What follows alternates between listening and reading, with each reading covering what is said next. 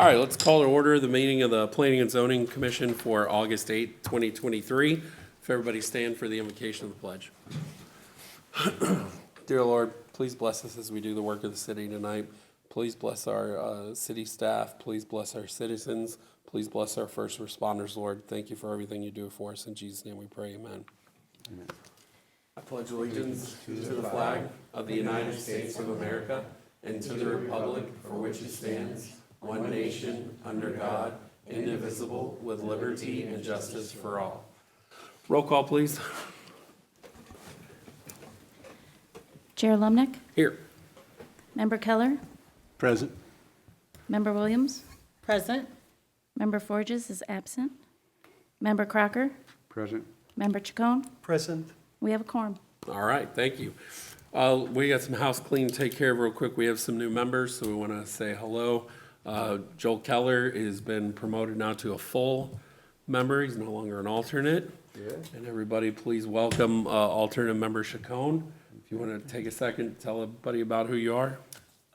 Yes, well, first of all, it's an honor to be here and serving our city and our community. My name is Derek Chacon. Before serving in this committee, I was also working on the City Charter Review Committee. I've been a member, I've been in this community for about 10 years now, and I'm a business owner, and well, I'm very glad to be here. All right, thank you. We have a new city attorney tonight too. I'd like to introduce Andrew Maya with Dominic Fishback. Fishback Dominic. Fishback Dominic, jeez, I knew that. Happy to be here. I'll be the attorney that represents this board on a regular basis unless, vacations or whatnot, but you'll see me here every month, and I look forward to getting to know each of you and appreciate the city hiring our firm to represent the city as city attorneys. Awesome, thank you. All right, consent agenda. Can I get an approval, please, for the July 11 minutes? Motion to approve. I have a motion. Can I get a second? Second. I have a motion to approve by member Keller, a second by member Williams. All those in favor? You can just say aye, but okay, we'll vote on that. Yeah, that passes. All right. No old business, new business. Howard Meadows Large-Scale Preliminary Subdivision Plan, PSP, LS 202316. Zoning Manager Whitfield. Good evening. Thank you, Mr. Chair. Good evening, everybody. Okay, the Howard Meadows subdivision is a large-scale preliminary subdivision plan. So the issue before the Planning and Zoning Commission tonight is whether or not to recommend approval of the large-scale preliminary subdivision plan for a proposal of 6 single-family detached residential lots. So just a little bit of background. It's located on the south side of 80 Mims Road, about 160 feet west of Prairie Lake Boulevard, just a stone's throw from the Covington Oaks subdivision that this board heard recently.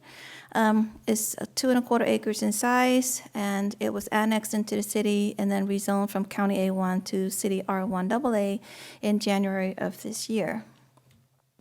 This is an aerial of the property and the surrounding zoning districts, and this is the the preliminary subdivision plan. This version is still in concept because we have some comments from the DRC that I will go into detail in just a moment. But basically, it's a 6-lot subdivision with a stormwater tract and 2 open space tracts. And of course, the road right-of-way, 50-foot right-of-way tract. The bottom portion of the property is sort of designed that way just in case the property to the south wants to do the same thing and develop a subdivision. This subdivision won't close that property out from being able to access 80 Mims Road. With the R1AA zoning district, the lots themselves meet the design criteria for the R1AA. The only thing the main thing that's still up in the air is when it goes into final engineering for the subdivision plan, whether or not the lot sizes will meet the minimum spacing separation requirements for a septic system. What is that minimum? The Historically, it's been a quarter acre size lots. The zoning district requires 9,000 square foot lots. These lots are a little bit larger than the 9,000 minimum. However, in talking with the developer's engineer, in her conversation with Orange County Health Department, if the development is 4 units per acre, then it should be fine. But we'll know that as we get further along in the engineering. So the DRC met on this item on August 1st. We discussed some issues and concerns, but ultimately they made a recommendation of approval subject to those listed conditions. The first one being revising the subdivision plan to have utility easements along the entire, all of the lot fronts. As you see here, this one shows that that's been done. The original one prior to DRC did not. So I'm going to be flipping back and forth between those two slides. In this version, well, you can't see it here. There's a 10-foot utility easement there. In the drainage plan and utility plan, there's a water main that goes right in the center of that easement. Utilities doesn't want the water main on the lots, so the water main will need to be moved over to between the sidewalk and the back of the road so that it's in the right of way. So that is a condition here for the subdivision to move forward. And then the creation of the open space tracts. Right now, it's on the north side of lots 1 and 6. It's listed as an easement. I'm sorry. Previously, it was listed as an easement. Now it's going to be listed as tracts C1 and C2. As I mentioned earlier, the minimum lot size needed to ensure the separation requirements for septic systems. And then a small revision in a landscape note for the subdivision plan. Right now, it says that the trees selected will be made by the property owners. We asked them to change that to be that the trees selected are from the Arbor Code, not the property owner's selection. So with that, we are recommending that the Planning and Zoning Commission recommend approval of the Howard Meadows large-scale preliminary subdivision plan for up to 6 lots, subject to the conditions of the DRC at the property located at 8708 80 Mims Road. And the development team is here if you have any questions. Great, thanks. Does Mike anybody has- have any questions for staff? Mike has something. I have yeah. a couple. Okay. You One you second. went over this. Sorry, 1 second. Go ahead. It's large scale, so we have 2 forms of subdivisions. One is large scale if it's more than 10 lots, and the other one is short form or small scale if it's less than 10 lots. However, this is escalated to a large scale from a small scale because it's introducing a new public road. Okay. I know Joel is going to ask this question, so I'm going to already do it. Is the road going to be wide enough for a fire truck with parking on both sides? Because that's what Joel's going to ask. That's one of them, yeah. Well, I see they took the measurement at the curve. Right. At the curve, they took the 25-foot at the curve. I'm sorry, Right? so the radius is at the curb of the new road. That is the requirement from the engineering standards manual. The right-of-way itself is the minimum required for a new road, which is 50 feet. The travel lanes are 12 feet, and then the radius of the cul-de-sac is 45 feet. And the Public Works City Engineer said that the diameter of the cul-de-sac itself has to be 65 feet, and this is a little bit over 65 feet. Well, how wide is the road going into the cul-de-sac? It should be 24 feet curb to curb. Curb to curb, 25, because I see they got 25 measured, but it's measured on the curve. No, the radius is different, so let me find my cursor. So this 25 is just this portion No, here, I'm talking down at the cul-de-sac, here, right there, to the right side. That's 45 for the yes. So, cul-de-sac, that's 25 there, but that's at the curve. So it looks smaller as you go on the road, so you're saying it's 24 feet is the minimum the 24-foot radius for the cul-de-sac, for the road, for going in and the, out. for the cul-de-sac portion itself is a different requirement than at the 80 Mims intersection. My only concern is that, I mean, I live a long ways from there, so I don't really have that concern, but fire trucks in and out with street parking on both sides, because that's not a large area in there to park a bunch of cars.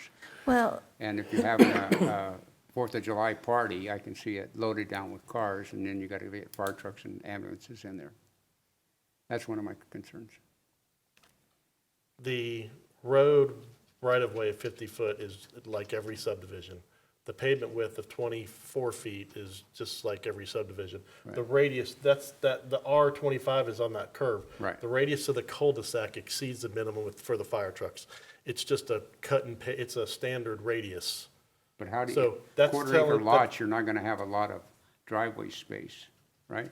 So where It's you just gonna only like have so every many cul-de-sac cars. in every subdivision. It meets the standard. Standard, Yeah, okay. so it's not any, Okay. they're not. Like I said, it's In a not- townhome development, they generally, you can do smaller roads and smaller cul-de-sacs, because what they do is they make it up in easements. This is all standard right-of-way, so it's not curb, it's right-of-way line. You're not seeing the right-of-way line. Yeah, The right-of-way line is bigger. Okay. So you have all that travel path over the curb for the tire. okay. So one of the development, these are all good questions because we have some new members, this is perfect. So when you get the engineered plan next, one of the pages will show the turn radius for a garbage truck and a fire truck. Right, Fire is a part of the development review committee, and they just see the radius, they know it works. But they'll show that in the next set of plans. yeah, that- I'm not worried about the cul-de-sac, I was worried more of the radius in and out of there, Yeah, the pavement will be 12-foot lanes in and out. right? Bluford Avenue are 11-foot lanes, so it's wide, That's a standard width is 12 in the neighborhood. So standard width with cars on each side is 12 feet, Yes, sir. Okay. So that's 24 foot of pavement. right? Okay, and that's one of my questions. Second question is, looking at this lot, does it maybe, and I missed this because you went over it, doesn't it landlock the land behind it? no, How do you- sir. So right here, if you're able to see my mouse, There's a the gravel property road. south of this property here, this A1, it's a flag lot. Right It's a now, what? it's a flag lot. A flag lot is a lot that has a long stem that takes it to the main public street. Okay. So it's a gravel, I know there's a gravel road on the left-hand Yes. side there. So it's actually just a driveway, right here. Uh-huh, This property comes all the way to here. right. And when this application came in, and initially, when we advertised it for the rezoning and annexation, this gentleman came to me and asked me what would happen to his property, or could he, how could he still connect to 80 MIMS? That's why when this project came in, it originally came in as a T where the cul-de-sac is, and staff said, no, you can't do that, and put lots where there could be, you are blocking a potential connection. That's why they changed their stormwater design to include, one, the cul-de-sac to address the fire marshal's concerns, and two, they shifted the stormwater pond over to the east so that they could still, if they needed to, Go to the zoning, zoning I think should have property line. yeah. Yeah.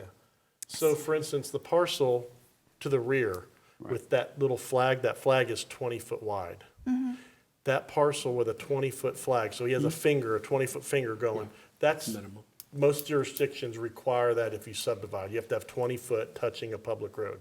Okay, In that setup, that property cannot subdivide because each lot has to have its own 20 foot of frontage on a public road.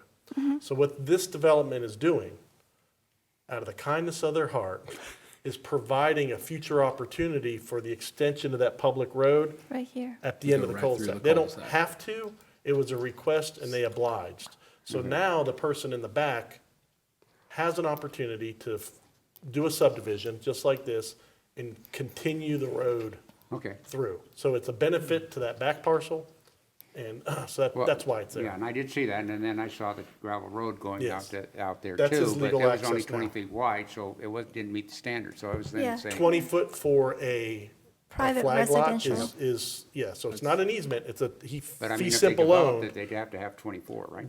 we'd have to have 50. 50, It's at 50. right, You'd have to have 50 going back to be a public road. right. Or a private road, it has to be to a standard. You can't subdivide. So if he wanted to do another flag, he couldn't do another flag. So sometimes you'll see these properties, they have a bunch of flags, 20-foot strips, and they'll get one parcel into four. Or if they have enough frontage on the road, they just subdivide directly on the road and you have 90 foot, 75 foot of width. So he's he's not landlocked because he owns that strip, Right. 20 foot, and it's also set up for an opportunity in the future to benefit, if he can ever look to develop. And there's a lot of stuff that goes to it. It's not guaranteed, but it's still set up for that way. And the other thing is, the other community we approved last week, or last meeting and the meeting before, is that across the street, the long strip? Yes, 88 something, 88, it's right here, this one? this yellow This one right one, here, yeah, right there, okay, right there. all right.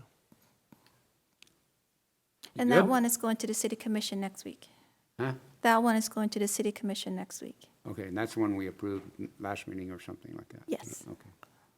Anybody Now- else have? Oh, The other question I have is, I'm sorry. you're good. Okay. There are a lot of septic tanks going in here. Is there any thought of ever putting in a CDD to require for the installation of sewer lines through this area with the lakes in the area? Okay, Since good you're question. fighting- A CDD is typically done by a private entity. Right, And so the entity would have to buy all the land, and it would make sense. So, now, some places, jurisdictions do what's called an MSTU, Municipal Services Taxing Authority. And they would run utilities out there, and then everybody would be taxed on Right. that. The city has not ever utilized the MSTU process.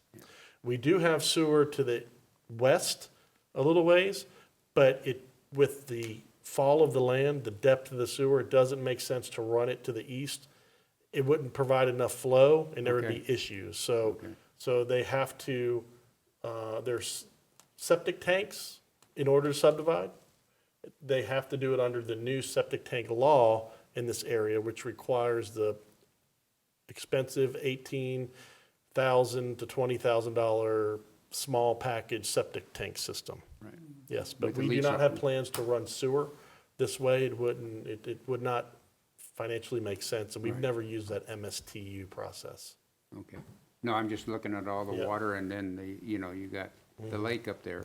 Up off the Yes. lake, it's been Right, contaminated for if the years. city limits went, a quarter mile or more to the east, and you could pick up a lot of future customers and a lot of development, potentially, but it ends right there, just Okay. past it. All right, that's my question.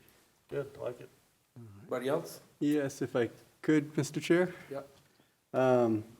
Thank you for hitting most of my questions ahead of time. I know you, Joel. Yeah, the one question that I did have is if you are going to go back and open that road for the lot behind it, where does 3 end? Because it looks like with the lot lines, there isn't enough to give them the.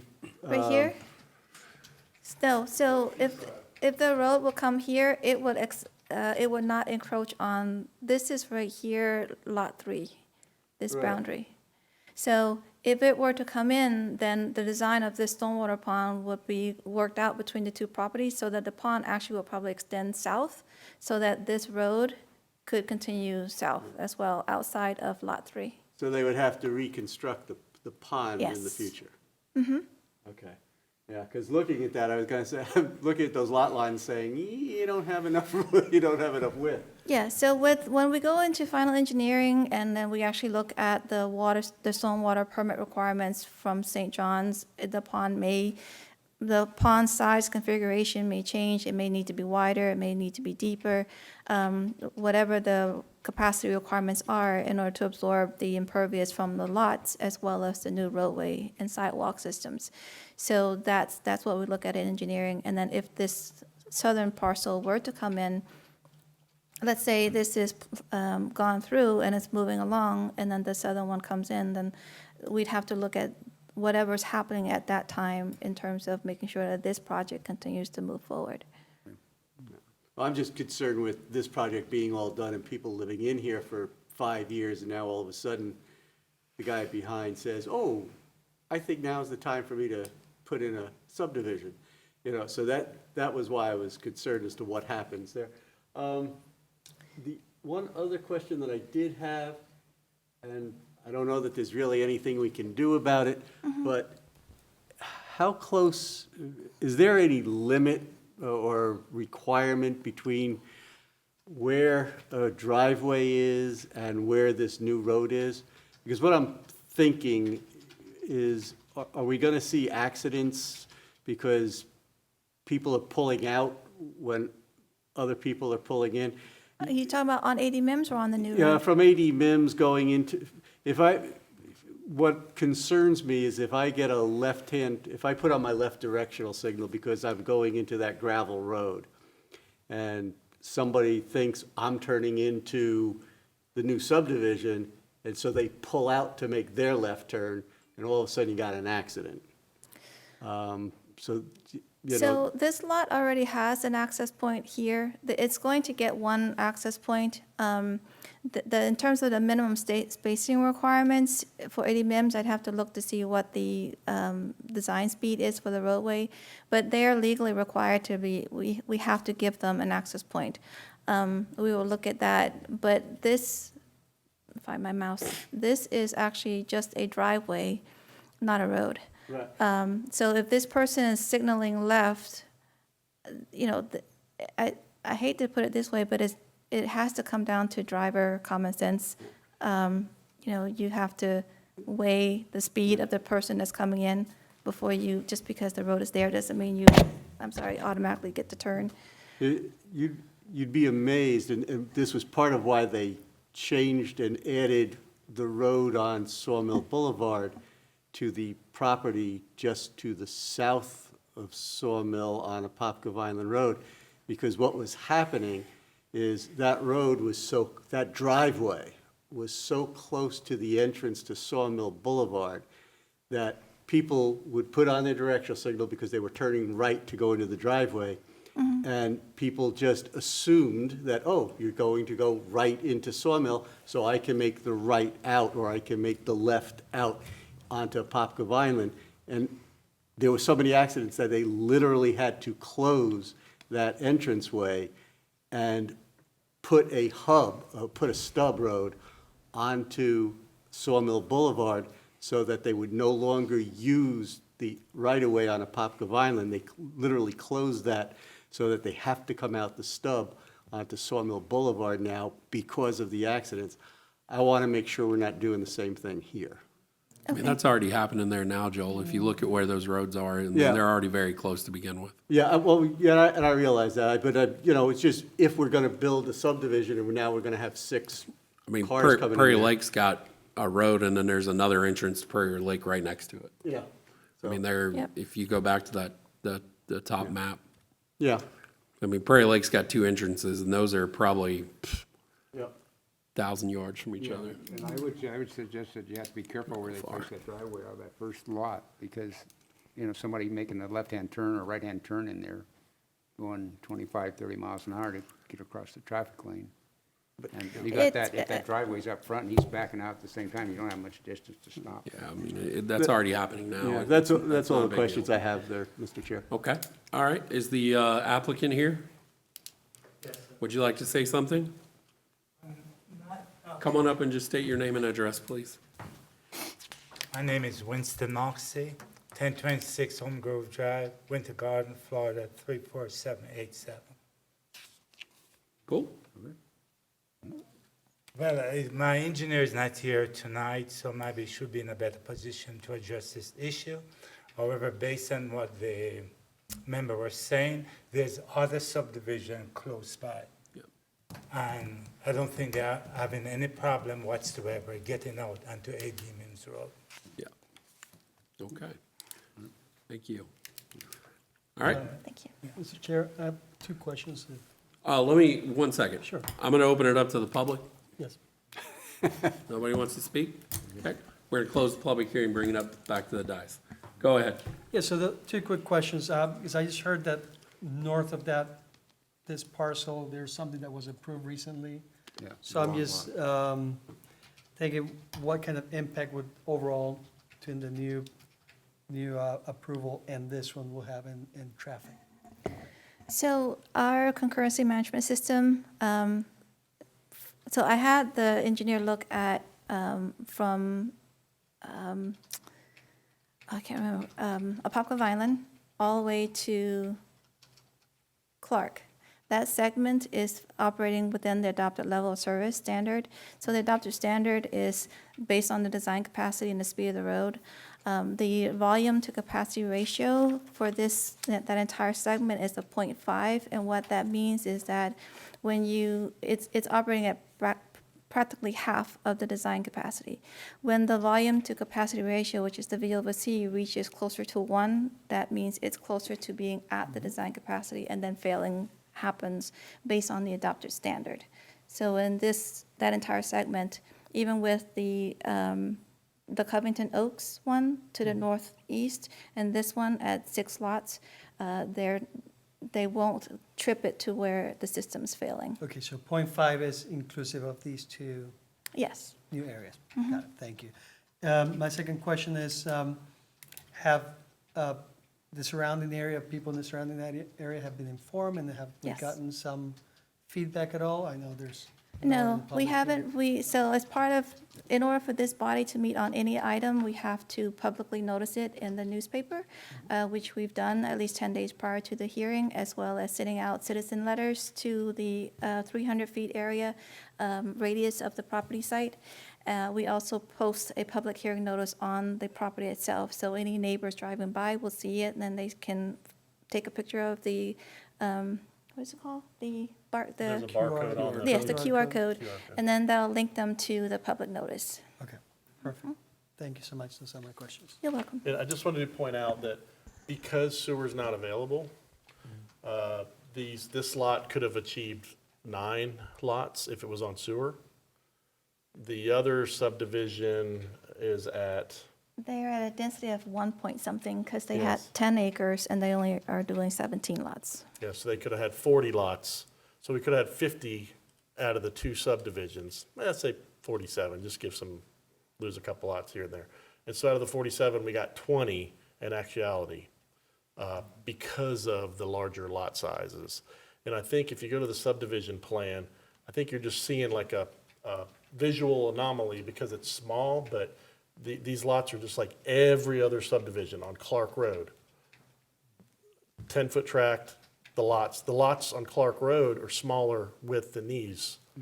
So these are wider lots, 97 feet. The lots up and down Clark Road that pull right out on the Clark Road are 65, 70. So this is a bigger, if you were out there, it's a bigger land area than it looks. It looks stubby, and like you pull a car in, you're gonna be in the way, but it functions, it's bigger than most subdivisions you see, so. Great. Anybody else have any other questions for staff? If not, I will take a motion.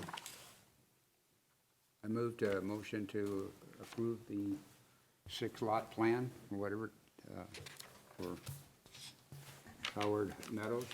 So you're making a recommendation to approve the large-scale preliminary site plan division with the recommendations of I staff? think I said it better myself. All right. I'll second that. All right, we have a motion for recommendation for approval, and by Member Crocker, and a second by Member Williams. Any other questions? Let's vote. Congratulations, you're good to go. Passed. Very good. All right.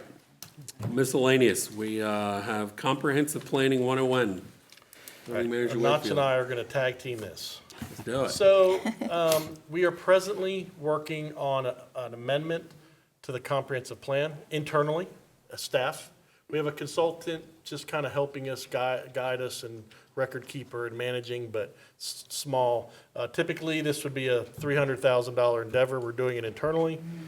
We're in the data and analysis right now, and so we were hoping to start bringing items to this commission, because you are not only the Planning and Zoning Commission, but you are also the Land Planning Agency in charge of this. What is this?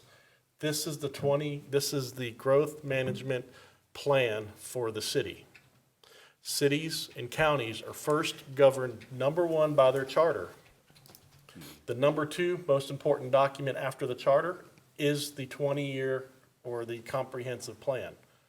Then you have city ordinances, of which the Land Development Code is Chapter 180 of the city ordinance, and we deal with the Land Development Code as part of development. This is a very important document. It's required by law. This is the paper form. We have it online. It's got elements, and this is what guides the development into the future, typically 20 years.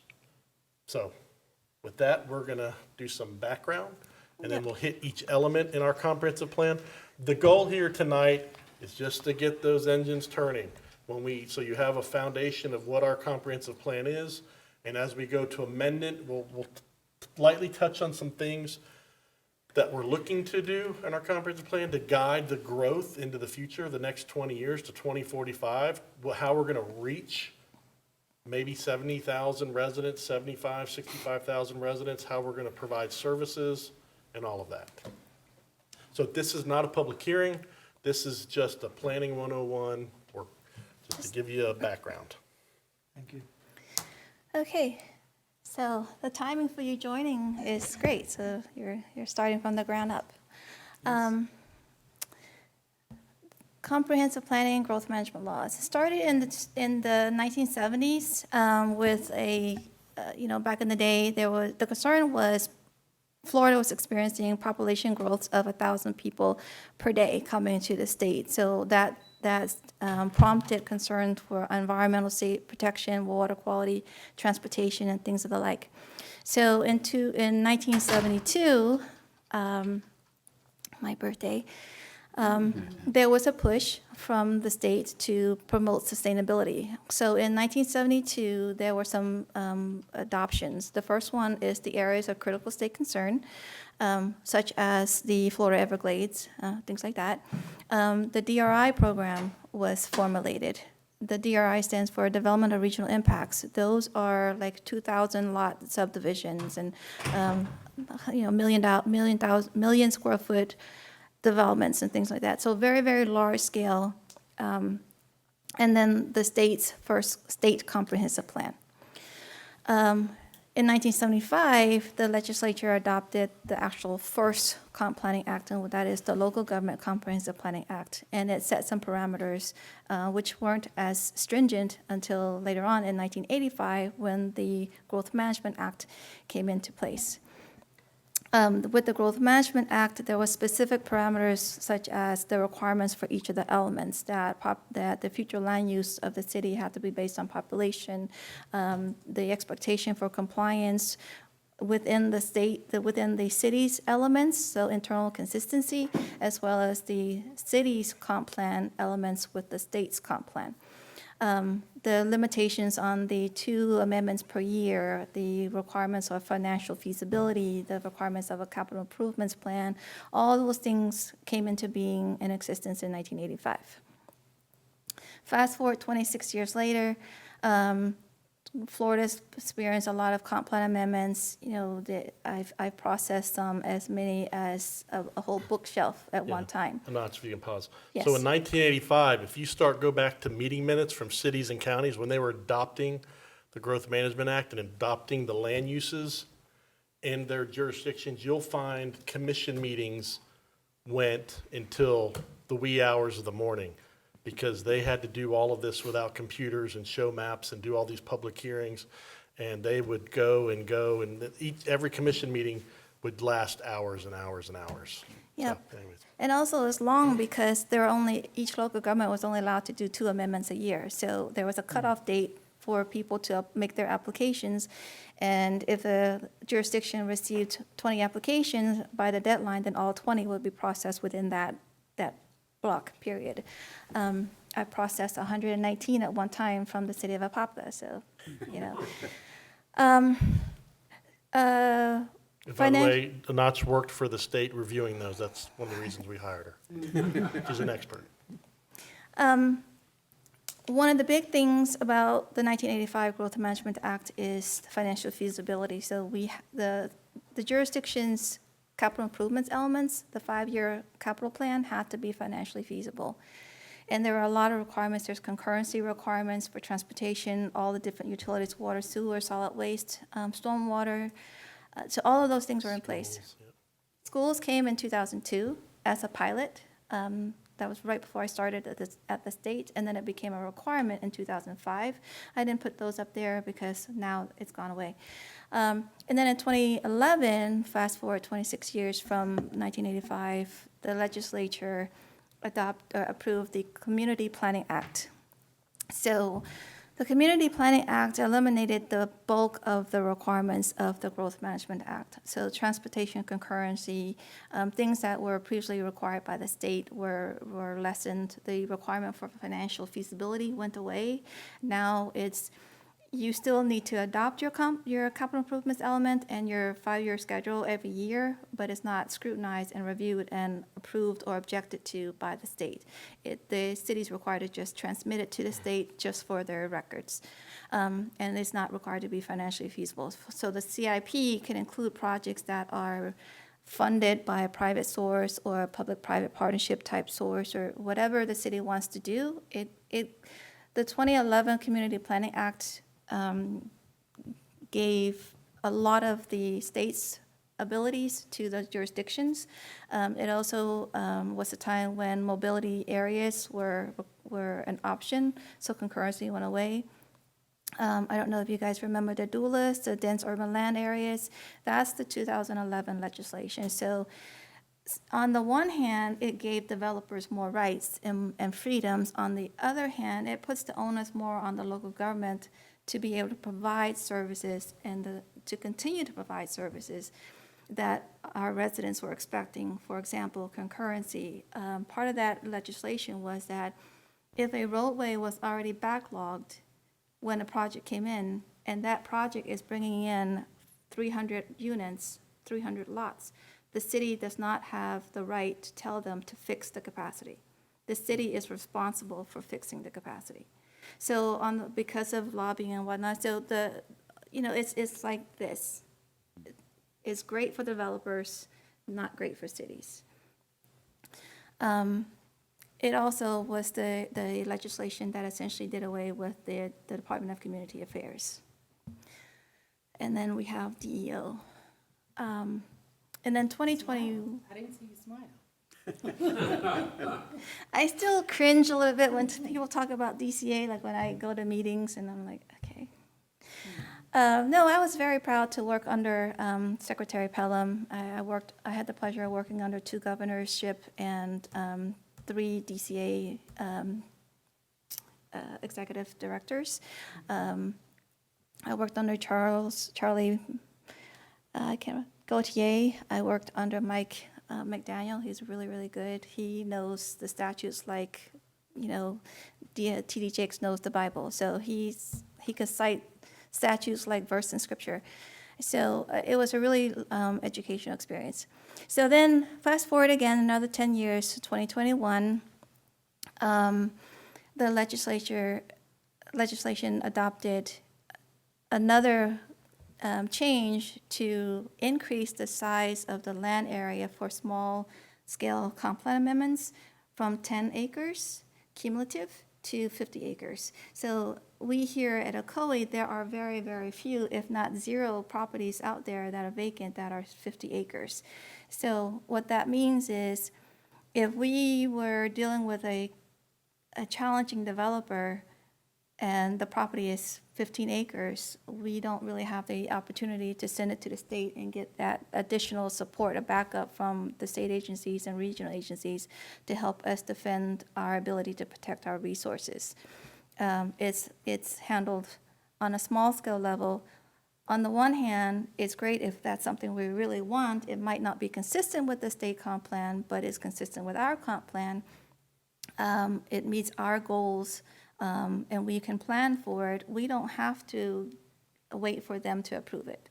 So we can adopt it. We don't have to transmit it. Regular first reading, hearing here, first reading, and then the city adoption. And then we just report it to the state. And that's as far as it goes. The most recent change is the Live Local Act. That came into effect July 1 of this year. There have been several workshops and webinars on this topic. I unfortunately missed the most recent one that APA was doing, as I was out on family family medical leave. But there are a lot of unanswered questions. One of the key things about this act is that for municipalities, if a property is zoned commercial or industrial, the developer, let's say it's 5 acres, the developer can't actually submit a request for a site plan, for us to process a site plan for a mixed-use development that has a certain percentage of the development as affordable housing. The rest is regular housing. Without changing, let's say it's R1, the designation is commercial, the zoning is R1 or R1A, they don't have to go to this body or the city commission to do a rezoning. The large-scale site plan does not have to get approval by the city commission. Everything is approved administratively. Process-wise, that's a big change for the commission, but in terms of our review, we would still look at it through all those different engineering requirements. The other thing is it allows the maximum height of the area within a 1 mile radius of the site. For our code, most of our residential districts have a max height of 35 feet anyways. Our commercial areas, I think the max height is 45 feet. We don't have as big of a concern as far as height because the cost of construction is probably going to help limit that anyway. And I've actually received a couple of phone calls, and I think the city manager's office has received one inquiry about an affordable a developer wanting to do affordable units. Our max density in our high-density residential future land use category is 16 units per acre. What most of these developers are looking for are like 22, 25, 50 units per acre, and we're just not there. So in that regard, that density max is already sort of sending people in other directions than here, because 16 units an acre isn't going to be financially acceptable to them to make the profits that they're looking to make. When we get into the comp plan update, as part of the data analysis, we're going to show you data that shows the city has a vast amount of workforce housing.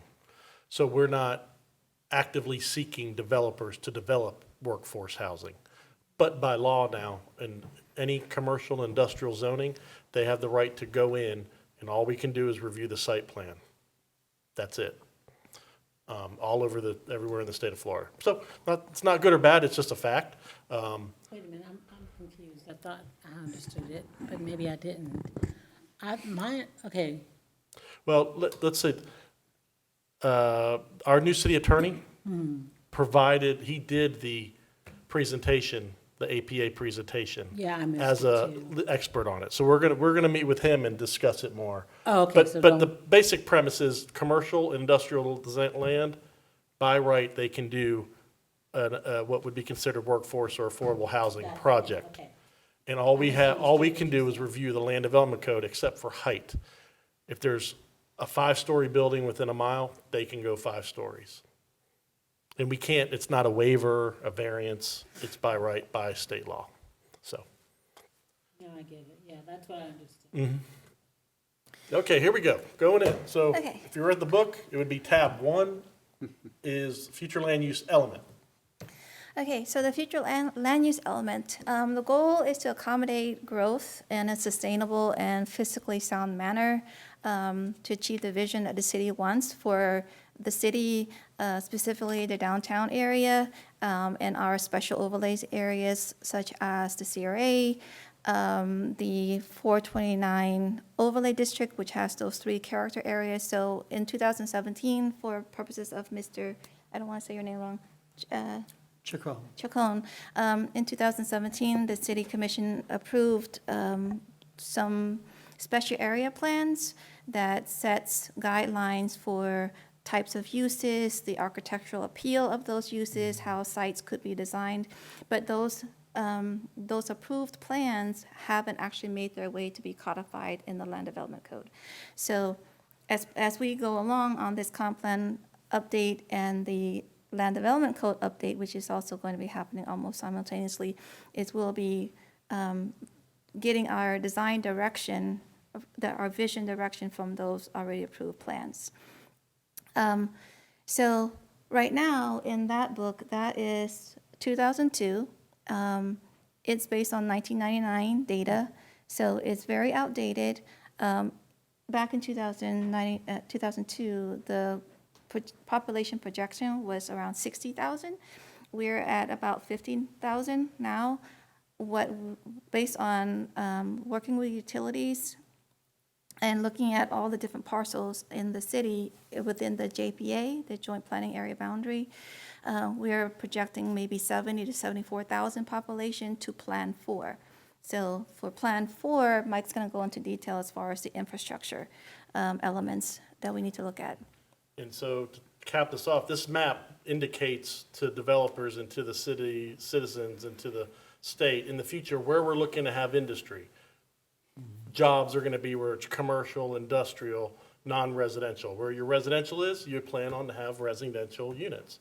And so this future land use map drives what the goal is for the next 20 years. Yes. There is the opportunity within that time to amend the map. Someone comes in, my parcel's light industrial, I want to change it to medium-density residential. If the use is higher then, so let's say it's in the land use maps basically have a general color throughout most of Florida. Yellow is low density, 0 or 1 unit up to 4. Orange is medium density, more than 4 up to a number. Ours is 4 to 8. High density brown is up to 16. If you had property that had a future land use designation of medium density, you would say, I can get up to 16 units an acre on here. I want to sell my land. And so you look and Joe Buyer comes and he's like, well, I want to put light industrial on it. So your 10 acres of 116 units an acre, 160 units, this guy wants to put light industrial. He has to amend the land use map to change it from medium density to light industrial. He has to test, what does that mean? Because under medium density, 160 units, you have 7 trips per house, you have school students, you have water and sewer. Well, this is going to bring more trips, no students. Water and sewer could be comparable, or it could be a big water and sewer. Do we have the capacity to give it water and sewer? So you have to look at all of those things. So you do have the opportunity to amend it, but it's the general plan for the next 20 years. Yes. So looking ahead, we are, like I said, projecting 70 to 74,000 people by 2045. We looked at the zoning map in relation to the Orange County Property Appraisers map to try to sort of gauge how much vacant lands we have. This is all incorporated parcels, not unincorporated parcels that are inside our geographic boundary and the JPA boundary. So we're at 152.5 acres for residential, and that is low density, medium, and high. And in commercial, we're at 188 acres, and industrial is about 77 acres. So we attempted to remove properties that are under conservation, properties that are in the right-of-way, properties that have already been committed by way of a site plan or a subdivision. So we tried to narrow it down and thin it out as much as we could. And then one of the concepts that we're looking at is, and Orange County is doing the same, and I have the next slide is with regards to Orange County, is introducing a mixed-use land use category. Because right now, we have residential categories and non-residential categories. So residential categories look at developments based on density, which is the number of dwelling units per 1 acre. Whereas non-residential land use categories look at the amount of square footage and development of a property based on the square footage area to the lot size. So if you have, ours is 3 right now for commercial, for example. On 1 acre, 1 acre is 43,560 square feet.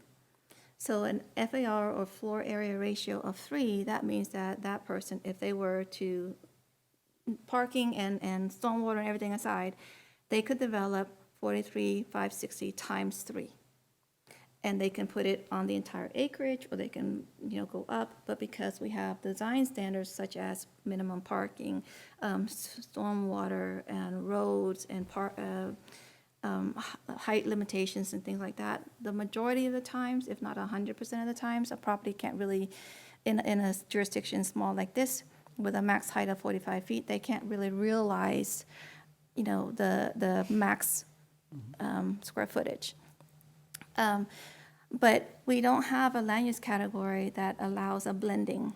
So one thing that we're looking into is having a land use category that would allow the blending of uses. We do have in our comprehensive plan, under industrial and commercial, it does allow some forms of mixed use under a PD, but just an outright mixed use is not permitted. You have to do these extra steps. So like the ones you see, like there's put an apartment building on top and then the commercial area Yes, yes. underneath. You can do that in the city, but you have to do extra steps. It's not by right. And so by giving a land use that says mixed use, that would be by right. Got it. So, One of the other things looking ahead that we're considering is adjusting our density ranges to be more comparable to Orange counties. So this slide shows the county's, parts of the county's 2050 vision. So this is the county's current future land use map designations. They have low-density residential, low, medium, and high. So their LDR is comparable to ours, 0 to 4. The low, medium is 0 to 10, and then 20, and then 50. What these other graphics show is that they are also, with their 2050 vision plan and leading up to their form-based code that they're currently working on now, is creating areas or pockets in the city for mixed-use development at higher densities than what would normally be allowed, and having that mix by right, like what Mike has just said. So I try to zoom in. I'm sorry if it's not very clear. This is from their 2050 Vision Neighborhoods map, and I clipped in their legend. So we have areas of suburban neighborhood, some traditional neighborhood here, and a suburban mixed neighborhood. And these are the densities that the county is proposing to their board. those are unincorporated properties located within the city limits, but they're not governed by the city. Right. So, That's what was throwing me off. Yes, so, yep, so all the colors here are unincorporated areas within the county that are in our jurisdiction. And the map really didn't give me enough markers to color in our jurisdiction limits. But the traditional, for example, their minimum is 10. Our 10 is our high-density residential, the max of 30. if you look at that parcel that has the pink near the lake, can you circle that? It's on the corner of Clark, no, to the right. Right here. Yeah, you see that? That's the pine tree property on the corner of Orlando and Clark. Well, in our joint planning, in our future land use map, we have that designated as low-density, 4 dwelling units an acre. So you can only get 4, let's say it's 50 acres, so up to 200 units. If it was to develop in the county, they're afforded the opportunity in this new plan to go up to 30 units an acre. However, we have them because they can't develop in the county, because they would have to utilize city water, and we require annexation. But it is to show you that the county has a higher land use density than us. And in the area, they do provide zoning opportunities to have higher density. So we're looking to see if we can come in line with them. If we do that, if we raise our minimums or our maximums, then that could also increase our population in 20 years. We have to, what does that mean? You just can't arbitrarily pull a number, because then you got to provide schools, you got to provide services, parks and rec, transportation, so. Yes. So question. The 70, 74, I think, the Yes, population you but, projected, is that using this, or is No. that using what we have That's now? just our own methodology based on the city's water service area, the JPA boundaries, and those vacant lands, and our zoning map. future land In use our map. data analysis, Nats will show you, she's using 4 methods to find population. Transportation zones that the region uses. Our utility department does water demand studies. They have to provide wastewater capacity plans, potable water and wastewater capacity plans to the state. They do population projections. Not all of the city is serviced by Ocoee water, so parts are Orange County, but they have the population within their service area. We can extrapolate that. And so these 4 forms of population projections all were kind of consistent in the 70s. But if we raise our high density from 16 to 24 or 30, and our mediums from 8 to 16, we would have to take a look and then repopulate those numbers, and it would come out higher. Yeah, I was gonna say, right now, the 70 is about what we have based on everything we're doing currently in the city, if I remember. This plan was a 2002, Yeah. so 2022. It projected 60,000 residents. Yeah. We're at 50. Yeah, see, now, for some reason, I was thinking that number was low, because I thought I remember when I did the year back in 98, that we were looking at between 70 to 75,000 as the max. So I guess I've always used that as the base number. But I could see where if you do this, all of a sudden, I can see where you're talking about 85 to 90. And Well- some of those we're looking at, they're not going to be traditional neighborhoods. Yeah. They're going to be in a mixed use or in a but in a mixed use area, so multifamily, but in context of a mixed use area, not just one plop like Avenir or Key Isle on McGuire Road. It's going to be in a more urban area. And just to confirm, this is within the boundaries regardless if it's incorporated or not? Within the boundaries, yes. We have what's RJP. called a joint planning area boundary with the county. It's a line in the sand says we're not going to annex outside of this. So it's going to be everything, including future county properties that are currently unincorporated annexing in. Good question. Thank you. So you got projecting a 40% increase in population, you got 9% of the land is residential, or 10%, thereabouts. So you're gonna have a lot of more multifamily units, less single family. So when we approve single family development, if that's the new plan, you should consider that because you're chewing up the land, right? Yes, I'm going to tell you that presently, we have 3 parcels in the city that would be a traditional subdivision. Right. Left, that are not committed. We have 2 that are entitled. One of them's gonna become a ball field, not a subdivision. We have one by the mall that hasn't been built. It's 157 or 175 lots. But outside of that parcel I told you about on the corner of Clark, Yeah. that's one. We have one up on Clark in Clarecone, Ocoee, 2, and we have one on the south side of Prairie Lake. Those are the 3 parcels left within the city's boundaries that are of significant size, one owner. Any other property, you're buying out 5, 6, 8 houses, weird shapes, it's gonna be tough. Right. So those will come in, and maybe they'll have a single family and a townhome, or one of them we're looking at now for a townhome development. The other 2 may have some townhomes with single family, but the bulk after that is all gonna be in a mixed use, sort of. It might be like where you have 2J's, the shopping center on 50. That is a shopping center up front, then you have townhomes, and then you transition from commercial to townhomes to single family. But We even if may you have do some that, of those. even if you do that, can you get the density yet? You might have to raise the height limit above to 50. We did that in places Right. along State Road 50. We've raised the density in along State Road 50. That's where we're at that, and along Ocoee Apopka is where we kind of see our, in downtown. Yeah. Downtown here to get density with height. Good question. Yeah, because wasn't it at one point off of Old Wood, where Old Wood Garden ends, weren't they looking at putting in 7-story on that? On The the Regency? piece on the west side Yeah. of McGuire, Yeah. yes, that we have a specific zoning overlay which Yeah. allows Yeah. high height there, 7, Yeah. 8 stories. Right now, the first development's going to be a 4-story apartment with retail, but the bulk of the land behind it will be set aside more for non-residential unless they do it pedestal with the commercial on the first floor, then they Yeah. can get height above it up to Yeah. 7 stories or more.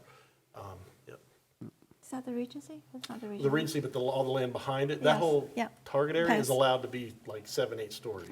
Yeah, I was gonna say, I In- remember that was. In City Center West Orange, which is the infrastructure's in, we'll go over that at a later date, that is an 8-story, Yeah, 400, but the rest of the land behind it, that's not, its land use is medium density, the rest of the land behind it can afford over 1,000 more units, and that's all gonna be high. That'll be, so we'll get a number of our, big chunk of our future population along State Road 50. now, one question that I did have, when you were saying before about, depending on what was within a mile, whatever the height was, they. That was under the new legislation, the live local laws. Now, how does that work if it's within a mile of the area that we have designated could be 7-story? And they can do Even a though it's not 7-story, built, they can do can, what's affordable housing, there's parameters, but they can do that. But they can do that now. We don't regulate against affordable housing. yeah, If they did a development that meets our architectural and Right. they can do that, so. But you're right, but they can do a residential development 7 stories, but it has to be of a certain quality building. It's not a 3-story walk-up spread over right. 30 acres. It's got to be tight, compact, urban, grid streets and all of that. What defines commercial if you did 70, went up 77 stories? I mean, can I just whole put a first barber floor. shop, the whole The whole first floor first has to floor. be retail? Or Non-residential. non-residential? Sort of like the old Colony Plaza. No, it'd be like, I'm trying to think of a building that most, Celebration has it. no, it would be the So Maitland Center. the there's Maitland Center, Center. there's a The- lot in the Olive Trail area near Anach's UCF. signature project in Oviedo Marketplace. There's the retail in the bottom, Yeah. apartments above. There are definite locations that it's done really, really well. And I can tell you, I've sat in on a bunch of meetings where people are providing studies. It's going to, a vertical mixed-use project is going to significantly increase property values as opposed to a horizontal mixed use. And then you have to worry about making sure that it's complementary. So we're going to look at all of those things to actually create the pathway for our code to require a mix of uses that are integrated and complementary. So we have a day life and a nightlife, especially in the downtown. And that's a good segment. So the comprehensive plan, this map, the colors on the map will indicate what the vision is. Mixed use, density, okay? How do we facilitate that? We do that through the land development code. That will tell you architecture, block size, setbacks, how much the buildings, every 60 feet, they've got to undulate in and out. And that'll do the form of the building, and that'll do the form of the parcel. The comp plan doesn't. It will provide goals and objectives to say, we want all future mixed use to be of vertical element and yada, yada, yada. And it won't be very specific. The specifics come then in the land development code, where it says specifically how it's done. So the comp plan doesn't get bogged down in all the details. It's a goal and it's objective and a policy that drives the land development code to facilitate it. Which has the higher parking allocation, commercial or retail or residential? Retail Retail. per 1,000 square feet is, right now in our land development code, is 1 per 200. 1 to 200, 1 to 300, but you gotta understand, that's a suburban number. Right. In an urban area, you reduce that because you have more walking, bicycles, you have other modes of transportation, so that gets reduced. But a house, a single-family home only has to have Two two parking spaces. spaces for a 2,000 square foot house, where commercial is, Yeah, I was just wondering, when you apply that, when you have mixed use like that. we which- reduce, you give them credit for that. You don't, because mixed use, you want the parking in the rear, you want more pedestrian activity, so you reduce the amount of parking to force them to want to ride or take a bus. But also, they can go, there's a lot of internal capture. You park and you go to the barber, and you go to the restaurant, you go to the newsstand, you're not driving to each one, which under a suburban method, you go. Like even a public shopping center, you park at Publix, then you go down to Marco's, then you drive around, you get in your car and drive, you're not walking like that. So the next slide's going to be transportation. Do you guys have any other questions on the future land use element? We call it FLU. You'll hear the acronym FLU, FLU. F-L-U, for future land use. Yes, by the time we're done, we will all Yes. have the flu. It's a lame joke, Yes. I know, but So it's, so that drives where the rest of this is coming, the level of service. The first level, so in our comprehensive plan, the second element is transportation. And the transportation element provides the goals and objectives for how you're going to move people in the future, how you're going to move that population. It will talk about future, existing conditions and future conditions. It'll provide information on committed transportation improvements. That's what's that's the planned roadways.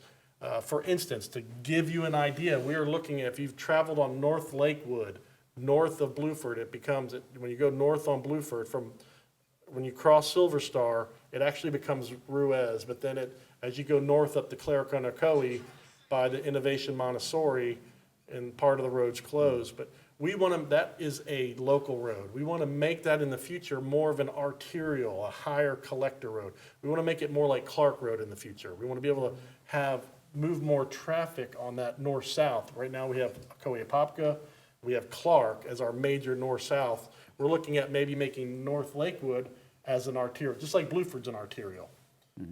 What does that mean? Do you want a lot of single-family homes backing onto the road? What kind of land uses you want? How are you going to handle that transportation? Depending on the size of the road, the type of road is the size of road, and it impacts transportation in the area. So what we were going to show is, hey, we want to make North Lakewood an arterial road. So in our future map, we're going to show it as a line that shows it as an arterial. That's going to tell you a lot of information. It's going to tell you the land uses are going to more generally be non-residential. It's going to tell you that there's going to be an improvement to the road. You go out there right now, it's 2 lanes, 25 miles an hour. This road's going to be improved in the future. How that's going to be done, we're going to show you, we're going to put wide sidewalks there or a trail. There's going to be bus stops, how we're going to handle that. This is what the transportation element does. It shows you all of the future networks of pedestrian, bicycle, and transportation trips in the city. I will add, some jurisdictions, such as the city of Orlando, purposefully adopted a failing level of service standard. So it forces developers to pay into or construct improvements from the city's wish list, per se, that will stimulate more connections and more alternative modes of travel. So as a local road, North Lakewood has a level of service to handle, say, 14,000 daily trips. If we make it a higher level road, it would be able to handle, the level of service would be 35,000 daily trips. So you got to then look at how you're going to facilitate that, widen the road, provide wide sidewalks, provide other modes of transportation. And so that level of service goes into the comprehensive plan based off the type of road. And then that's what all the future development is tested toward. Does the road meet the level of service? And if it doesn't, if it does, barely, and this project comes in and makes it now fail technically by the number of trips, we can make them help fix it. If the road is already failing and they come in and going to exacerbate it, by law, we can't make them fix it. But we have things we can do. There are still you can't make them fix the level of service, but they can fix the operations of the road. They can fix a turn lane over here, extend a turn lane over here, help with the operations. And there's other things we can do. They want to get the project going. So you're going to see this down the road. We are going to have what's a large-scale amendment to the land use plan when the regional baseball facility comes in. It is proposed on all land that is low-density residential. 4 dwelling units an acre. So they're gonna have to show us, they're gonna have to test, this is what it's committed for, 4 units an acre. It's gonna use this much water and sewer, it's gonna generate this many trips. Now, we're gonna change it to commercial and non-residential, and it's gonna create a need for more higher and water and sewer demands, more trips, more road Capacity. impacts, environmental, and they have to work with us to overcome all that stuff. And then we have to send it to the state and all the local governments to review with us, so. So I have a question. So from the perspective of the city overall, what drives the roadway planning or the future land use plan? Yes, more the future land use Yes. plan drives it, but you also do, yes, but you also, the roads drive some as well. It's kind of, so to get the population that we want, we had in the comp plan, we're gonna keep it there, and the Regency's gonna start it, an extension of Old Winter Garden Road. Now, we're not planning on the extension of Old Winter Garden Road to be a local road, we want it to be more of a collector road. Wider right-of-way, to handle more traffic, because we want density there. So the land use kind of drives it, but you can utilize this as a tool to get you to where you want to go. But you can also fix some deficiencies, and you also need to look at what the county and what the regional model is for roads. What are they planning for? If Silver Star Road, which is a state road, was just a state little suburban 2-lane road, and they're projecting it to be planning, because everybody, even the DOT does a 20-year comp plan. They're projecting it to be a 4-lane divided arterial. We've got a plan for that. What does that mean?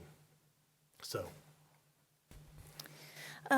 We're also looking at quality level service, so not just moving cars, but also the movement of people and goods. I know that back in the day, we're in FDOT District 5. It's like the Titanic. It's a slow-moving ship, and it's all about concurrency. It's all about level of service, wider roads, faster cars, more capacity. But the DOT is also shifting to more quality levels of service and getting movement. More and more road diets are happening. If you're not familiar with that, I can certainly share about that. And it's mostly because of safety and access management, and not just moving cars, but moving people and goods in a more safe way. Right after I left DCA, actually, the DOT was actually raising objections to projects that were actually going lesser in trips, because the DOT wanted those properties to develop more intensely and more densely in order to utilize alternative modes of travel. So there's a shift. If we were to continue to widen our roads, the benefit is there's capacity, but the downside is it increases traffic flow. It increases the speed of travel. So those are the things that we have to consider as we formulate our policies as well. A prime example is Silver Star Road. If you go east of Clark, Silver Star Road is 4-lane divided. When you come west of Clark, around the lake and then our downtown, that was the future plan of DOT, was to make it a 4-lane divided road, get a bunch of cars through the system quickly. Well, that's going through our downtown. So we did a corridor study with them and showed them, and they worked, and they know this, but we showed that a constrained model can still carry the capacity with some help that the 4-lane divided, but it slows people down, because we would want them to slow down. We want pedestrians to be able to cross through. A 4-lane divided highway, the pedestrian crossing time is like 90 seconds. You're crossing, you remember, on a 4-lane divided, you've got the 7-foot bike lane. You've got 2 12-foot lanes of traffic. You have the median. Then you have the other 2 lanes of traffic, the 7-foot bike lane, and then the sidewalks are on the outside of those. On a constrained, you put the sidewalks bigger. You put the bike lane as an extra sidewalk. Then you have the curb, and then you have the 2 lanes. Shorter right-of-way. The pedestrian crossing is a lot quicker, and it's a lot safer because cars are going down. But how do you capture some of those other trips? You do it in parallel facilities. You do it in grid roads. Right?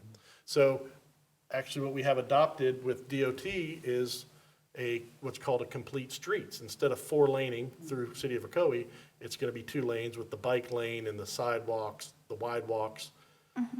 And it'll be a lot better, opportunity for us to capture and be safe. So, a lot there. So the transportation element has a series of maps, the level of service, existing level of service, future level of service, classifications of road, who maintains what roads in the city. Is it the city?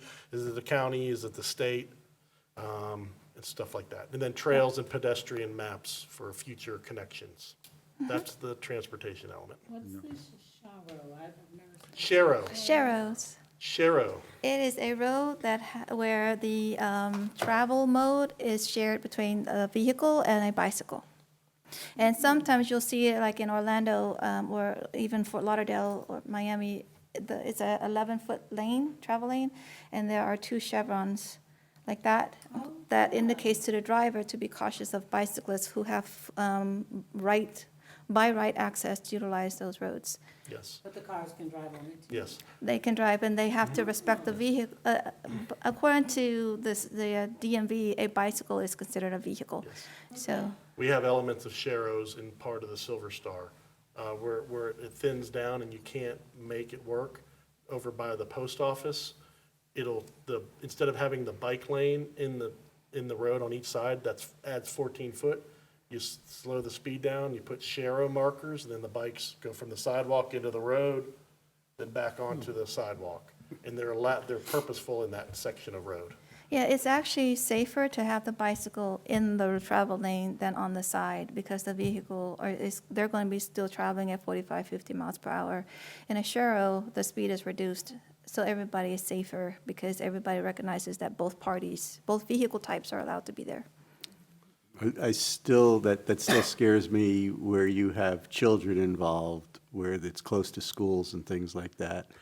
It doesn't fit everywhere. Yeah, it doesn't fit So- everywhere. Yeah, you wouldn't do it in front of a school. You're gonna have wide sidewalks and stuff for schools. Yeah. Yeah, because that was my complaint with DOT at one time, when I was on the Metro plan, and we had that discussion of what they were doing with the bike lanes, and it was like, no, you cannot do this here, so. All right, element 3. The housing element. So the goal of the housing element is to provide safe, decent, sanitary housing conditions in suitable neighborhoods at affordable cost. So that's coming out of the current element. What we'd like to do is to create opportunities to eliminate substandard lots and substandard units, increase the availability of affordable housing where we can, and between the future land use stuff that we're looking at, the greater connections that we're looking at, the mix of uses that will help to increase home values. Understanding, I'm sure Member Williams, as a planner, you tend to worry about gentrification. So those are the things that we will be looking at as well. Future housing types, having more diversity in the housing types. So it'll be single-family detached, single-family attached townhomes or condominiums, or missing middle housing, accessory dwelling units, possibly tiny homes. Our code right now doesn't allow for tiny homes because of our minimum square living area. That's something that we could look into. Our comp plan doesn't address tiny homes, so therefore, the land development code has a minimum lot size of 70 feet for our smallest lot, Yes. 70 feet wide, and a minimum housing living space of 1,100 square feet or 1,000 square feet. Yeah. So the comp plan says in housing, we want to encourage tiny homes, we want to encourage ADUs, in-law suites, then the land development code would be update to facilitate that. Missing middle, that's a really, really, really big thing right now with Orange County and several other jurisdictions because of the shortage of affordable housing or workforce housing. So that's something that we need to take into consideration here as well, but still doing it in a way that achieves the overall vision of the city commission. Remember, these elements are required by law. Some places add more elements, extra sustainability, green, other things like that. But So- these that we're going over are the required. You can't tell by this picture, but both of those pictures, this is not an affordable housing project, but this is actually an affordable housing project from up north. So affordable housing doesn't have to be the stereotypical, unattractive. Yes, it could be designed, like I've driven past a location that was recently, well, not recently, I was there when I first moved here. When you look at it, it looks like that. There's a green plaza in the center, front porches. You know, back in the day, the Florida DCA had the requirement of the front porch, the Florida Front Porch Program. It stimulated projects to look like houses, but everything that happens on the inside is what's affordable. So it doesn't have to necessarily be an unattractive eyesore or something that the city doesn't want. If we can make it look nicer, that's what we're going for the downtown, is the use might be something that would be allowed, you know, but as long as the architecture is there, if the use or the tenant changes, then at least we'll still have a building that's architecturally nice with the roof, the roof lines and the scale and the wraparound porch, the windows, the facade, all those things, it doesn't really matter as much on the inside as far as the use, because we want to have a diversity and mix of uses to stimulate nighttime and daytime activity in the downtown. Because even if the tenant goes away and another tenant comes in, we still have an appealing building, it's still walkable, it's still safe. The next element is the infrastructure, which is potable water, sewer, and drainage. And so this element talks about the plans for the future expansion of facilities for water and sewer. Talks about it's heavily relying on the amount of the consumptive use permit that the city has from the state, the maximum amount of water that can be pulled from the aquifer each year, and then where it's going to go, who gets it, how it's planned, how it goes. So that's really it's a goal and objective that talks about within our service area, which is not all of the city. The northern end's the county, the southern end is the county, but in that area, how we're going to facilitate wastewater treatment. Where is the future plants going to be? How are we going to deal with things, meet the regulatory framework that St. John's requires? Same thing for sewer, potable water and sewer. And then drainage, it's really just more of a formal way to talk about the drainage needs in the area, how many basins you have, what other added areas, like we have Lake Apopka has specific additional requires to stormwater retention, and it provides goals and objectives to meet that and to enhance it, and then you facilitate that through the land development code. Not a real sexy element, it's required.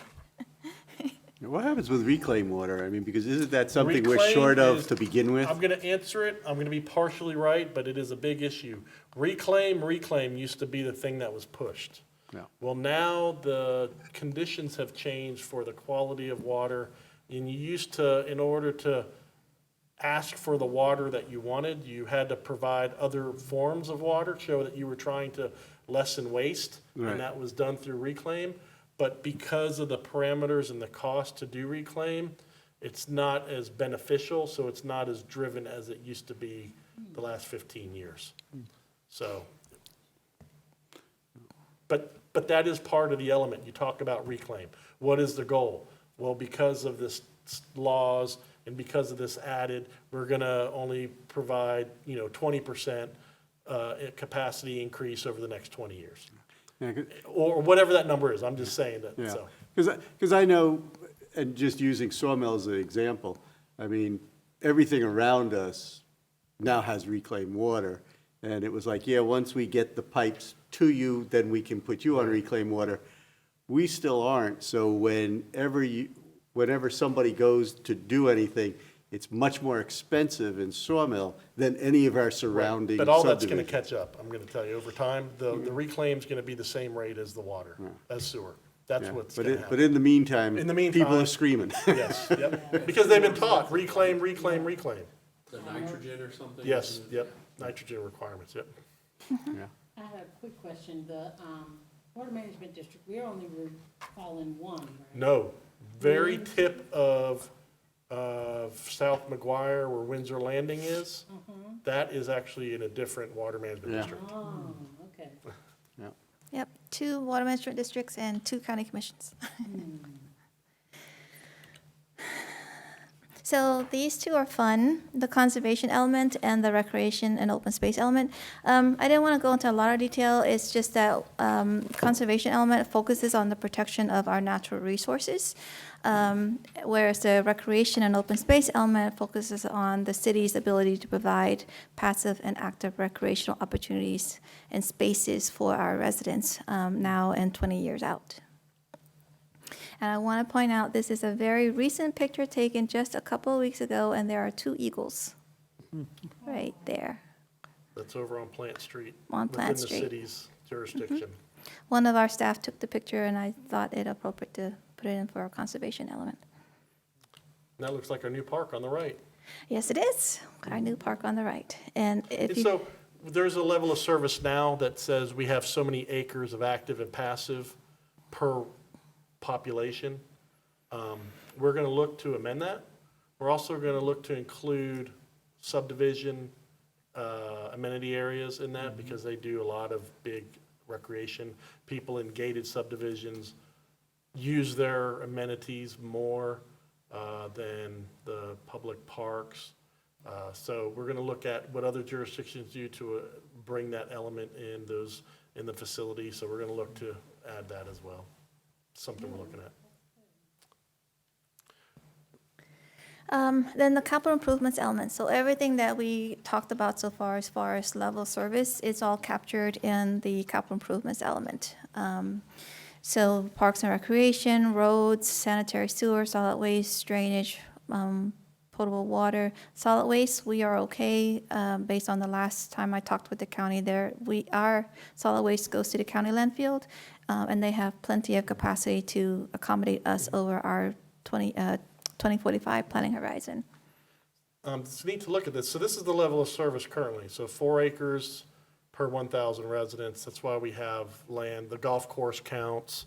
Other lands we have count towards that. Jim Beach Center. Yes. Yep. Now, sanitary sewer, 270 gallons a day, potable water, 300.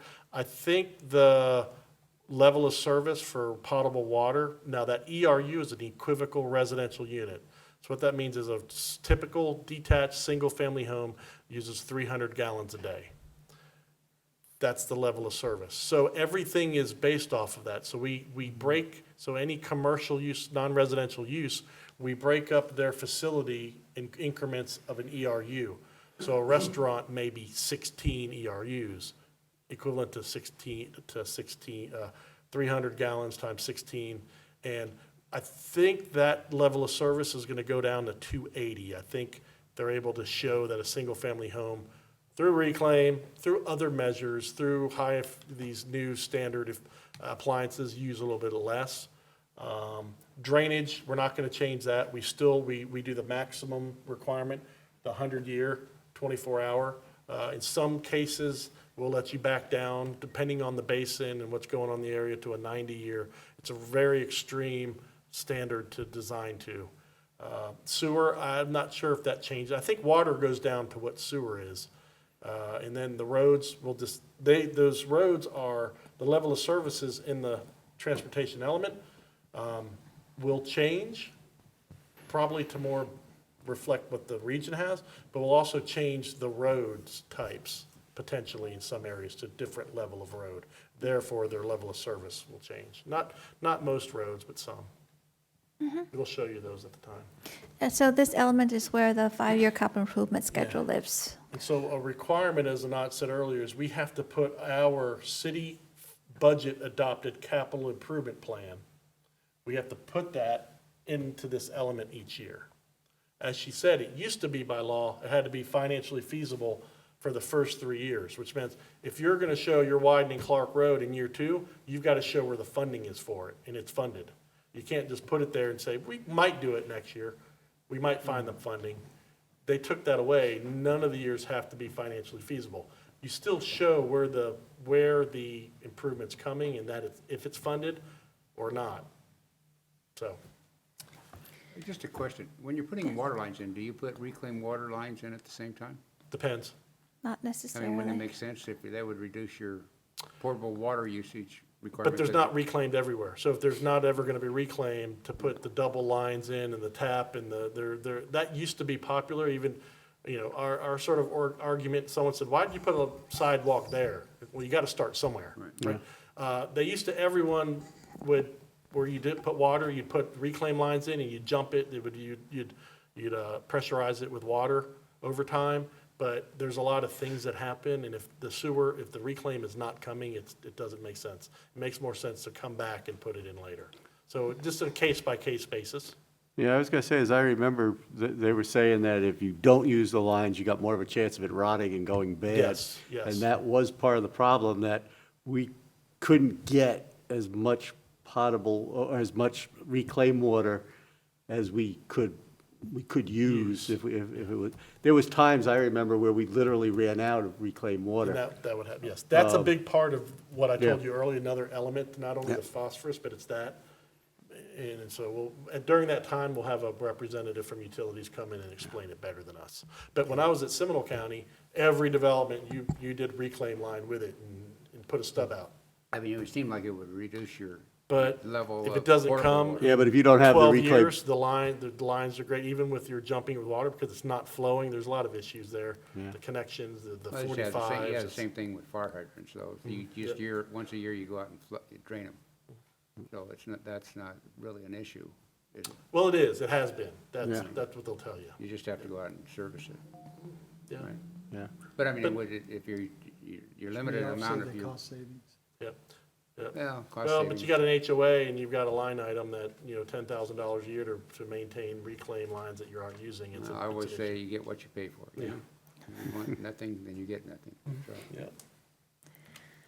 Yeah. Next element is intergovernmental coordination that tells the state and county, other regional entities, the federal government, utilities, that we're gonna play nice, we're gonna contact them, we're gonna work with them. Our joint planning area agreement is located in the intergovernmental relation coordinate with Orange County. If we did any other ones, that's just an element that you talk about, how you're gonna work with schools on level of service, on planning. We actually have a non-voting member of the P&Z. The school board has one, they never attend. We send them all the plans now, or, they get it all on the computer and review it and make comments, so they don't typically, I think we've had one attend. Yeah, I was gonna say, I think there was one meeting with someone Yeah. attended. I haven't seen one in 6 years. Yeah, Yeah. yeah. So, Do you want to cover the private property rights? you can do that. Okay, so the private property rights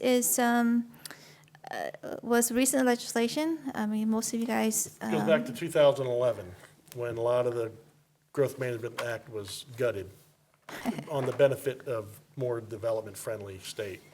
Yeah, so basically, the state required every local government to adopt a new element in the comp plan, and it's called the private property rights, and it basically requires the city to put it in language that we recognize the rights of every property owner. Just keep in mind, and I just shared this with a property owner on a permit, that private property rights is truly a double-edged sword, because your right to do something on your property shouldn't impede my right to enjoy my property. So those are the things that the state wants us to consider when we're making our land use decisions. And the last slide, that was the last slide. Now, You can get the one other comp, yeah. question. As we add all this multifamily, everything like that, we got 3 fire stations in the Ocoee, right? Is there a future plan, would there be? Yes, future fourth plans? one on the New north. pace I was or- gonna say, pretty much 4 at We've this got point. we've got 4 active fire stations. do, One of okay. them's out of a double wide, but that it's mostly funded, and we are in the process of getting that secured to build the 4th one in the city. Okay. Yes. And a lot of those level of service, police and fire, was based off response times. And it's like, the police don't hang out in police headquarters, get a call and run out. So they have zones. They're always in the zone. So that level of service really doesn't mean anything anymore, unless you do a population. This comp plan is response time. our people, some people do population. They want every 1,000 residents, they want an officer or something. So we haven't started that Yeah, I down didn't that road. realize it, but I went to the community active thing, Yeah, you went to yes. Yeah, it was very nice. But, after times they go to response, when they come back, it takes about 3 hours to get ready again. Mm-hmm. Because they gotta drain all the hoses, they gotta wrap them up and clean them out and everything like that. So Yes. that's why I was just wondering if you, level of service, if you have. Well, what's different for police is different than fire. I mean, this is. Fire, we have a mutual aid agreement. So the fire stations are actually numbered sequentially with Winter Garden and Orange counties in the area. So where we have 4 firehouses, Winter Garden's right around the corner, Orange County services. So there's more Stations available. stations based off that mutual aid agreement. We don't have that with county sheriff. Okay. And we're pretty good too. I think we're at a 7 to 12 minute response. Yeah. I mean, we have the highest, thinking about highest future use, ISO yeah. rating, so our response High-density time is. buildings on That's fire. number one, best you can get. Yeah. Yeah, which has helped reduce insurances too with how good our fire department is, so. Yep. You can find the comprehensive plan on our website under Development Services and Planning. If you want to look at it online, look at the pages.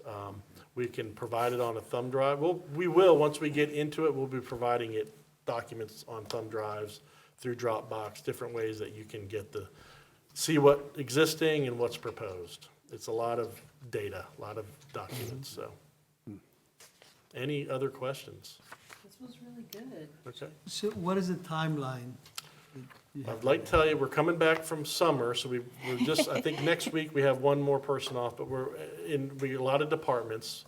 So we're hoping, I want to get to a point possibly, we may have to workshop some things. It depends on how crazy we go.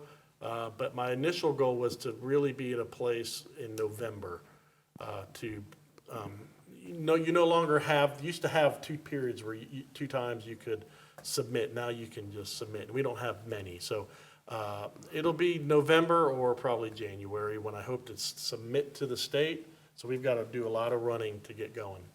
Yeah, so We're not- this will be a text amendment, so it'll go through the state agencies. So when are you looking to formally adopt the whole plan? What year? Because once it goes to state, it's got to be. Beginning of 2024, yeah. I think October, November, December, bring stuff to you guys, get it to the commission for transmittal, then you transmit. They have 45 days to review, get back, so it'll be beginning part of next year. So any new development you're bringing to us now, Has nothing to do with that. Has nothing to do with it. So anything, if they're amending the comprehensive plan land use, you'll see it. right, okay, But, yeah, so, okay. but it won't affect any developments. It affects future level of service for, but anything that's in the hopper now, no. Other than the regional baseball facility, but they're gonna do their own mini update for that area. And after this update, how often is it going to happen? It's not required except for every 7 years. You review it, called an EAR, Evaluation and Appraisal Report. So you evaluate your comp plan and say, it's doing what we want. You used to have to do a lot more. You had to provide a lot of documentation showing them. Now you just can say, it's doing what it wants, or, oh, we found some things we want to change. A lot of times people do some updates during the EAR process, but there isn't an evaluation period required by law. But you can just simply write a letter and say, we've evaluated it and it's good. Yeah, all of this is in chapter 163 of the Florida statutes, so. It just kind of came our ear, print that. 2013 was in the downturn of the economy. We just wanted development. We wanted something to happen. So we weren't going to go crazy with guidelines. And some places, they passed legislation that you had to have a green code and you had to do all of this sustainability and green.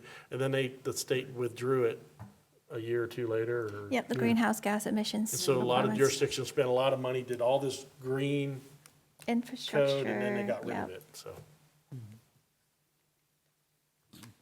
Thank you. Right. Okay, Thank next you. meeting, we will be doing elections for chairman and vice chair. At a future meeting, we will be doing a training with the new law firm, training you guys on the sunshine laws and some other things about your role. Most likely, that'll be, if we can, before a planning and zoning meeting, so maybe meet at 5:30, and within an hour, they can do their training for our 6:30 meeting. We will let you know. If it can't happen, if it has to be another night, we will poll you all and see with our calendars that works. But we should be able to do it that way. And then we will be putting out an order for some planning and zoning shirts. No one, Commissioner Keller has one on. So you get 2 shirts of we'll give you options to choose, and you can put the name on it. And I think somebody else requested one, so. Mine still works. So. Yes. I looked at it, but I thought, do I need another shirt? Now, when your shirt's done, you are supposed to cut that, show them your patch, Commissioner Keller. Cut that out and bring that back to us, so we don't want to see it at a Goodwill, someone wearing a P and Z Oh, Commissioner. yeah. Yeah. Which basically, That sounds I like started turning working into here. party stuff. In 2006, I have some property in Georgia. I was at a Fred's. I don't know if you guys know what a Fred's is. The guy was wearing a City of Ocoee utility shirt. And I was like, oh, I'm going to bust him. He was a retiree. Just happened to live next to where we live, not where we live, our place in Georgia. But I thought I busted somebody that bought it, Yeah. so. You know how many boards I've been on and shirts I got? You want me to, golly, I got a box full of You're them. supposed to me turn too. I them work at a in. You're golf supposed to course. turn I them got in all or kinds cut of that shirts. out and bring it. and if you cut all that out, you can't sell that shirt. Yeah, I know. You can't- All right, so we're done with that. Thank you. Project status report. Thank you. Thanks. How is, or did we get the mast arms and everything for Lakewood? Is that,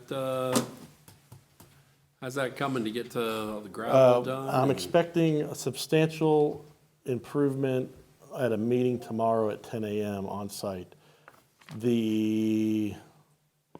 I was out there 2 weeks ago, and DOT, the county had approved, so the signal is up, the mast arm is up, the electrical box is there, and the timing should be done by Wednesday tomorrow.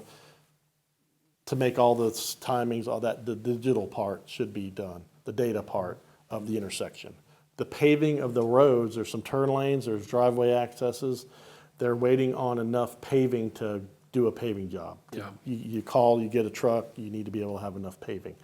They expected to have that within the 2 weeks. So I'm expecting a big update tomorrow. Some of it I can't see, it's behind barriers, I'm just waiting for the update. There's issues, the apartments are ready to go. Yeah. And the infrastructure is not there yet, so. Yeah, and how far do the condos have to be, or the townhomes have to be so far along before they'll start the retail? No, different property owner. Okay. When are they gonna start the retail? Now that the water and sewer is to that part where the 7-Eleven is, Yeah. and it's not only that it's there, because that's a different property owner, but it's gotta be accepted by the city, and it's gotta be checked off by DEP. That has not happened, but it's close enough, their plans are just sitting ready to be released. They're part of that consortium though, right? They are part of the Okay, consortium. cool.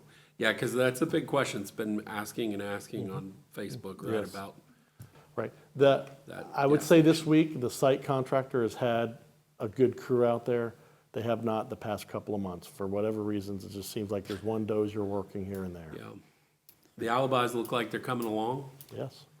and any more news? That's a difference. The alibi is on property that has the public road and the utilities right there. All they're doing is tying in, like Yep. water, sewer. Okay? Up there, new road, new Right. utilities, the lift station's 1,500 feet away. All that has to be right before you can have people living in there. Because if it's not, you've got 2 buildings, you got 70 people, the sewer has an issue, water has an issue, you gotta cut them off. We have to put there's a lot to it, so. Cool. But we're not developing that project. That's good. So we're not driving the site work. Anybody else have any other questions? Just, where are we on Clark Road these days? Clark Road is, Lennar is, I think they selected a contractor. I think they're mobilizing in September. Very good, thank So, you. so that was a city project. So we on Oakland, we hired the engineer, RFP process. We went out and we're gonna go out and hire the contractor. RFP process. There'll be a contract that they do it. Clark Road, we said, let's try to do it faster. Let's do a development agreement, we had the developer hire the engineer and the contractor, so you don't have all these. And as you can, as we're seeing it does, it's all the same. It's materials, cost, availability, it's all affects everyone the same. Well, I mean, since you said it, has the contractor been selected for Oakland? I mean. No, that train is tracks are done. August, first 2 weeks of August, that's going, the bid document, so the plans are 100% done. Now it's all the quantities of all the pipe and all the, how much, all that's being done, and that'll go in the bid package, and the bid package will go out after the second week of August. So the RFP hasn't even gone out yet? No, RFP hasn't gone out. Wow. Oof. Train track's been done for quite a while on that road. Anybody else? They starting demolition on City Hall this week? Nope. Okay, Did you bet? I did. Ah, I got some money coming all to me. right. Because, I mean, in the workshop, right? Told first week, second week of August? Okay. Anybody else? All right, thank you very much. You guys did great tonight. That was awesome.